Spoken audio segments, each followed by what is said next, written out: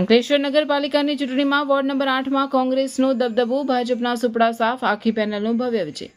અંકલેશ્વર નગરપાલિકાની સામાન્ય ચૂંટણીના પરિણામો જાહેર થતાં જ વોર્ડ નંબર 8માં કોંગ્રેસે પોતાનો કેસરીયો ગઢ જાળવી રાખતા મતતા ભાજપને કારમી પરાજય આપે છે. મતગણતરીના અંતે આવેલા પરિણામો મુજબ વોર્ડ નંબર 8ની તમામ 4 બેઠકો પર કોંગ્રેસના ઉમેદવારોએ જંગી બહુમતી સાથે વિજય મેળવી ભાજપના સુપડા સાફ કરી દીધા છે. કોંગ્રેસની આ વિજેતા પેનલમાં બખ્તિયાર પઠાણે સૌથી વધુ 3768 મત મેળવી મેદાન માર્યું છે, જ્યારે જહાંગીર ખાન પઠાણને 3588 મત, શાબાના બીબી મલિકને 3476 મત અને સીતાબેન વસાવાને 3052 મત પ્રાપ્ત થયા છે. બીજી તરફ ભાજપની પેનલના ઉમેદવારો કોંગ્રેસના વિજય રથને રોકવામાં નિષ્ફળ રહ્યા હતા, જેમાં નરેશભાઈ આહિરને 829, અમજદ ખાન પઠાણને 803, સઈદા બીબી શેખને 738 અને સવિતાબેન વસાવાને માત્ર 688 મત મળતા તેમનો હારનો સામનો કરવો પડ્યો છે.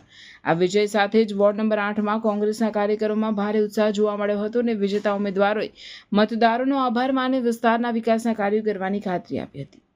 Bureau report Javed Shaikh, Ankleshwar.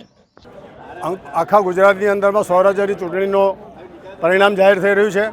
એવી રીતે અંકલેશ્વર નગરપાલિકા વોર્ડ નંબર 8ની અંદરમાં કોંગ્રેસની પેનલ વિજયી થઈ છે, જે અમારી એકતા અને મજબૂતીથી અમારા છોકરાઓએ જે કોંગ્રેસના પંજા ઉપર પેનલ દ્વારા મતો આપી અમને વિજયી બનાવ્યા છે.